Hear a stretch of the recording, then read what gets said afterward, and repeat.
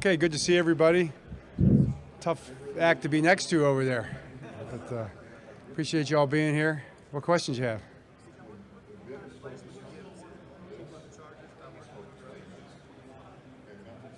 Buckle up, you know. He's going to do great. Actually, we've been together the last couple of days, and he's fired up and enthusiastic and talking to players. Knows a lot of these guys, I guess. So it's been fun. He's wired, ready to go. What's that? I think he's excited about this. I think he's really excited about the Chargers. I think he's excited about the family. He goes way back. He's got great relationships there. Everybody in the building, really, I think he's starting to build relationships with. The guys he's brought over, he knows. He's got comfort with that. Loves the quarterback. So all those things.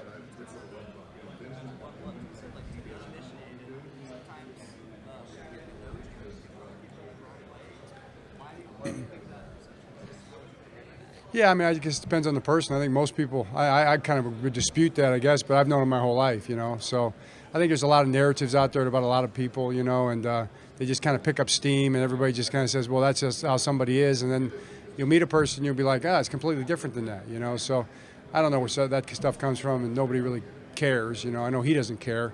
If you get to know him, I think you'll like him a lot.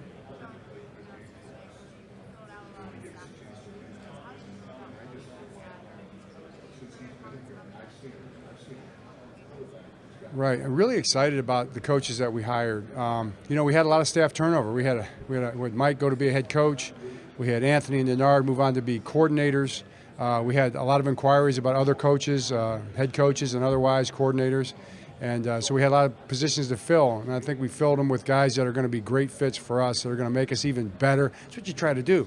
You try to acquire the best players you can, hire the best coaches you can, just build the best team that you can. And then, if it goes well, guys get an opportunity to go somewhere else and kind of, chase their career in advance, or players move on and sign for bigger contracts, or they get a new contract with you. That's all good stuff.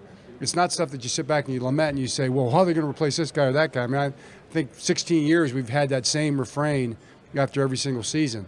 And to me, it's a positive thing. So the guys coming in are going to be amazing. I mean, Dennis Johnson with the D-line from Baylor, you're going to see his energy and his fire, his attention to detail guy. Doug Mallory's one of the greatest secondary coaches in the world right now. I mean, he fits us because he's been in a similar system for the last number of years, so he understands the way our system operates. That's going to be a huge plus for us. Mark DeLeon, coach's kid, but when you start listening to him talk ball, he just blew me away with his knowledge and his relationships with players and his relationship with Roquan. Just those three guys on defense. Offense, we've done a little bit there. With assistant offensive line with Travell Wharton coming in, former player. I just love the interview with him and his relationship with players, and his background with John Matsko and then with Juan Castillo makes him uniquely qualified to be with us. So just a lot of great coaches. Go ahead, Brian.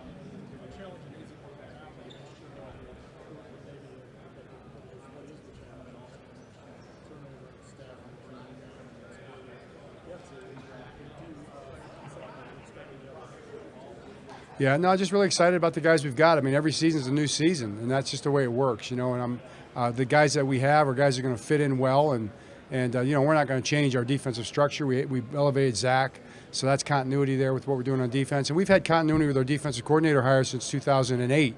That's been a trend, and I think we're the getting the least points in the league since 2008 by far. So we've got a little tradition going there. We kind of have a pretty good feel for what we want to do on defense, and we want to just keep building on that, evolving it, getting better with it. Zach's the next guy in line to lead that, and those other guys are going to do a great job. How about hiring Chuck Smith last year? How good was that for us? So all those kind of things are really a big plus, and I think it's just part and parcel of the way it goes.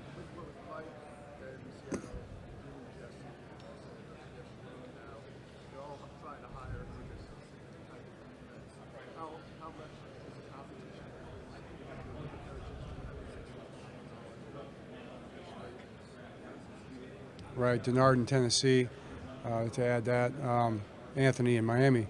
Well, I don't know. It's a great question. I think it's something that kind of happens in football, especially in the National Football League. It's definitely not something to be, sad about. I mean, it's definitely a good problem to have. But like anything, like one of our beliefs is you have to keep things moving all the time. You're always moving, you're always changing, you're always evolving, you're always growing.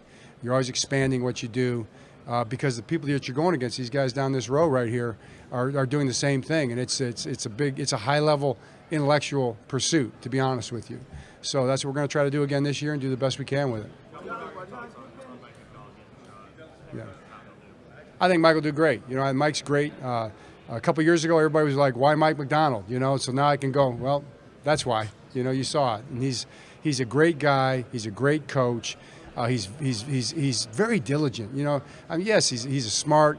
He's a thoughtful, but he's fundamentally grounded, and he's very diligent every single day. All he thinks about is ways to help the guys be as good as they can be, or to attack the offense that he's going against.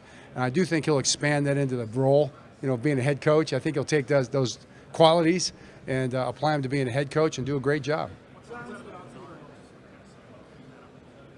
Yeah, Denard was really with us the 1 year, came in and kind of fit right into with the system and learned it and added to it. Those two things that you always want when you bring coaches in. He's a great communicator, great teacher, very demanding coach in a really good way, in a way that I think guys respect. I'm sure he'll do a great job in Tennessee. Yeah. Yeah, Anthony's just an absolute star. I think you probably got to know him a little bit. Well, you know him really well, but you see him. He lights up a room. He fills up a room too. Fills up a room and lights up a room, right? And then the way he treats people, the way he responds to problems and problem-solving type of things, the way he coaches the guys, the way he presents, his understanding of defense generally, but also is really good. High level, but also his leadership ability. The way he manages players and coaches and works with the people. I just think he's a great leader, and I think he'll do a great job whatever he does. I said it before. All these guys we're talking about are potential head coaches. Having continuity on your coaching staff, but also having had some outside hires that maybe made a splash at the time, but are doing now. How do you feel in general just about the challenge of casting a wide net, knowing who's out there, knowing what the coaching pipeline is, and how easy or challenging is it as a head coach to kind of know where the smart people are in the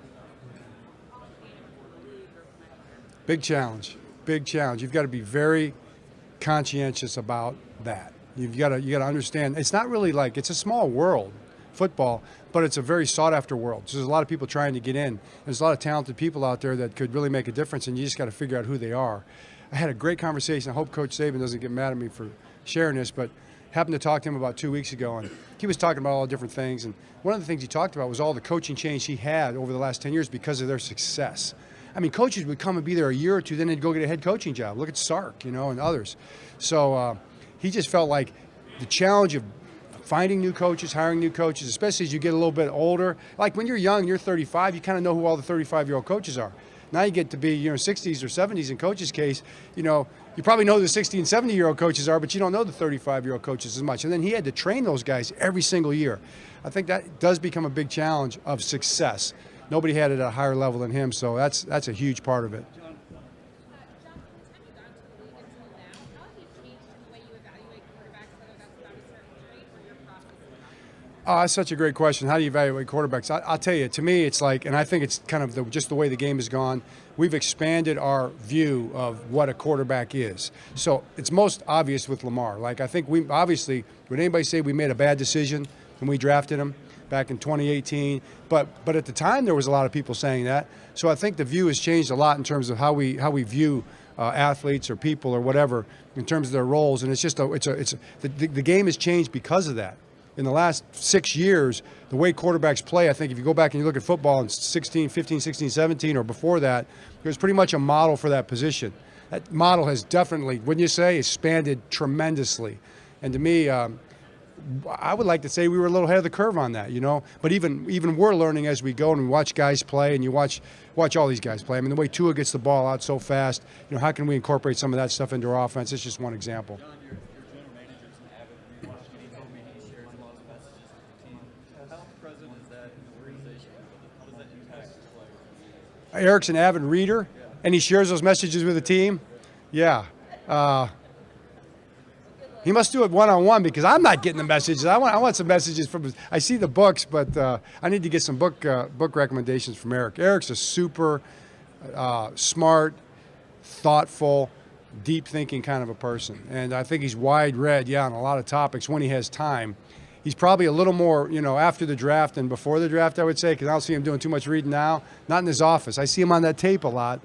So, but he's just been unbelievable. I mean, I think this Eric is a great general manager, well-rounded, every aspect of it. He is involved with the players. He does a great job. He's involved with our discipline program, all those different kind of things. I think he's just really special in a lot of ways. How important is running backs? Can you give us a glimpse at how you're approaching the running back position with free agency, your guys, draft? Up in the air. It's up in the air. We don't have a lot of guys under contract right now. We've got Justice. Just love the way Justice played. He was incredible all year. Took another step. I think he's a great player. Then after that, we just got to see. I mean, we'd love to get Gus back. JK's floating around out there. Just guys who've been with us. We'll just have to see how it goes.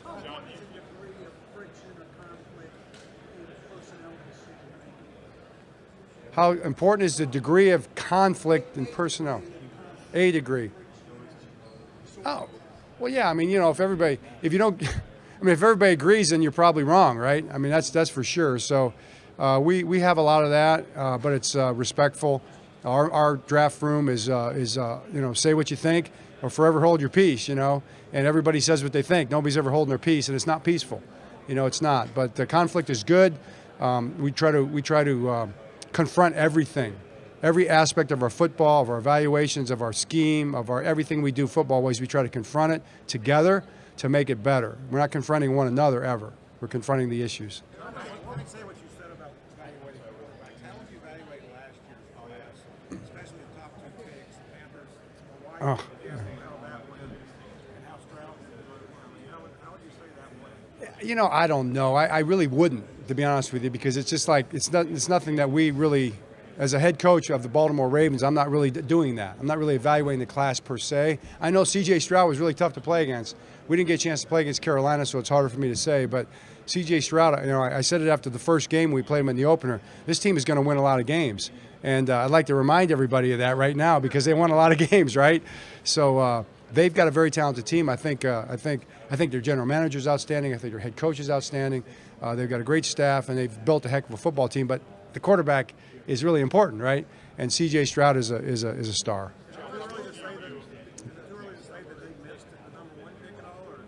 I don't have any idea about that. I really don't even try to evaluate that.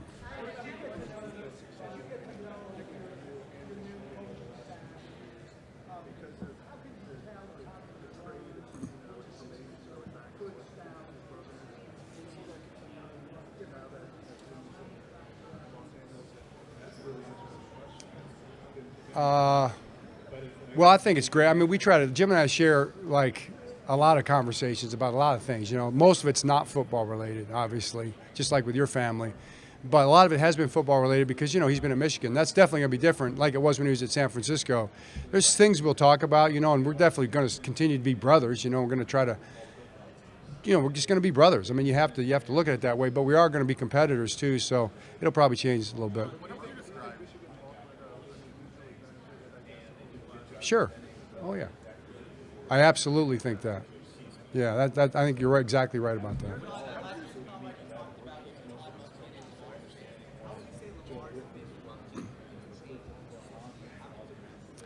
I think it progressed naturally. We're just beginning. We're just starting. We're 1 year into this thing. There's so many things that I feel like looking back on it now, they actually were baby steps. They were hard steps for us to take because it was a sea change in terms of offensive philosophy, yet they were baby steps looking back on them. We have so far to go. Lamar's excited, Todd's excited, all the coaches.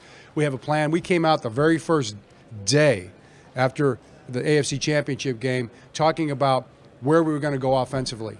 And had a staff meeting about it, met with Todd, met with all the coaches individually, met with Lamar a couple days after that, met with different players, and we have a direction right now on where we want to go. And we want to be tight, we want to be locked in, we want to understand how this offense applies to Lamar and our players, and we want to do right by our players. And we want to do right by Lamar and build the best operation that we can for him so his talents can really shine. And I think we're just starting with that. Two more. Young players like Zay Flowers, Keaton Mitchell, those guys, so special. Who do you expect to take the next steps this year?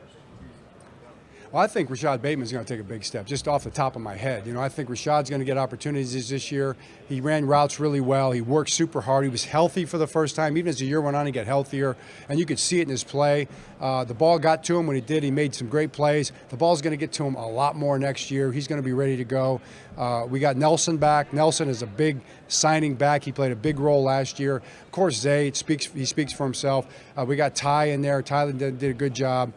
Then you never know with a guy like Odell. I know that's probably a question people are asking. I've got my fingers crossed. We'll see. That's kind of out there. Those are those things that kind of answer themselves in time. I love our tight ends as receivers. So all that is really part of it. Yeah.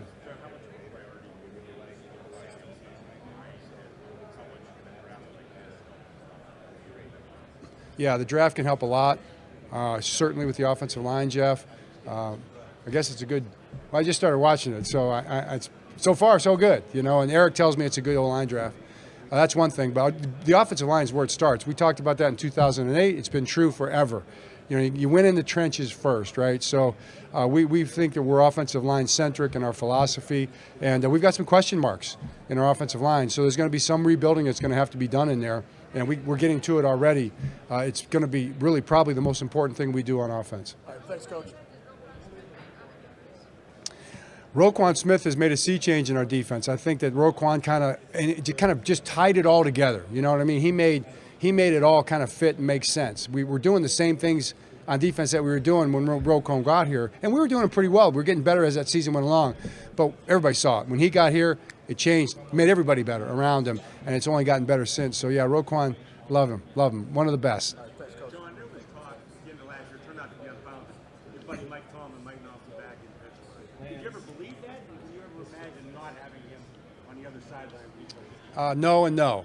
No and no. Pretty clear cut. Much respect, much love for Coach Tomlin, for the Steelers organization, for the players. I mean, Cam Hayward.